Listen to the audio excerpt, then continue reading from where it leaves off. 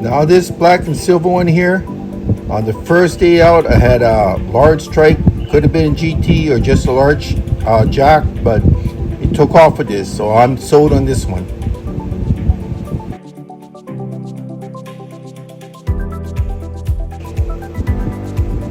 This one here is pretty dangerous with barracudas because the barracudas strike and I'm going to tend to lose it, so I try not to use it as much as possible, but I'll bring it.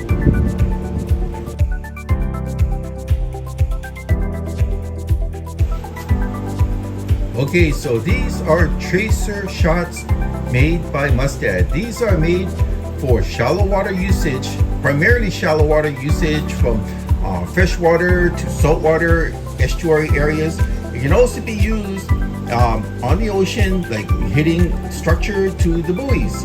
So what makes these special?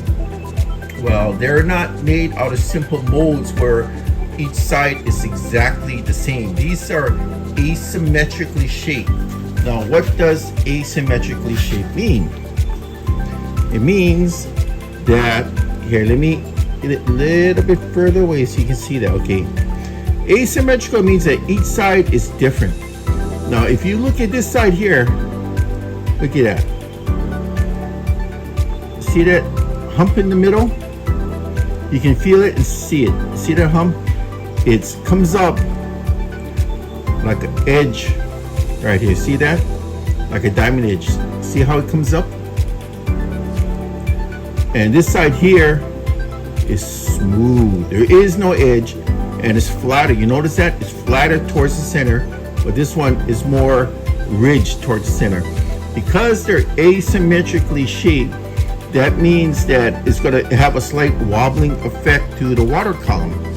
So that wobbling effect will give the predator an indication that this might be a wounded fish.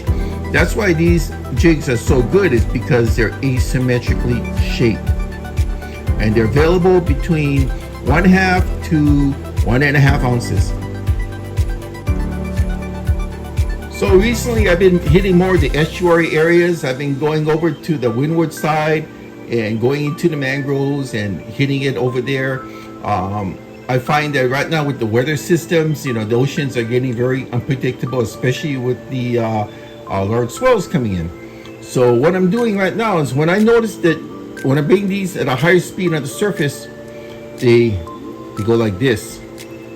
They're weaving back and forth, which is good. You know, that back and forth motion is very, very good. So what do we do to change things up to make it a little bit more enticing?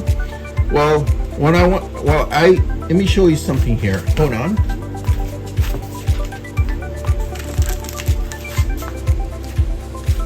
These are black rolling swivels, and notice the ends here, they're more pinched in, the more diamond shaped. When I used this, what happened was you had more of a, it was wiggling, which is good, you know. Then I tried the ball bearings, these type of ball bearing swivels with the rounded.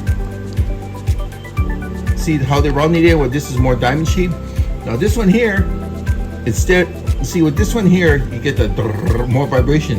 This one here, you get more of the faster, really fast in and out, in and out. So it depends what kind of reaction you want to impart to the jig. And to attach that, I use my rings here. These are the rings you would use for just basic lures and jigs. So this is what I would put on. So I want to demonstrate this to you. And when I'm done with everything, I attach it with a ball bearing swivel with rings, and I tie this directly my main line. I keep it like that, and I'll just snap this on and snap it off. Really makes it simple during the day.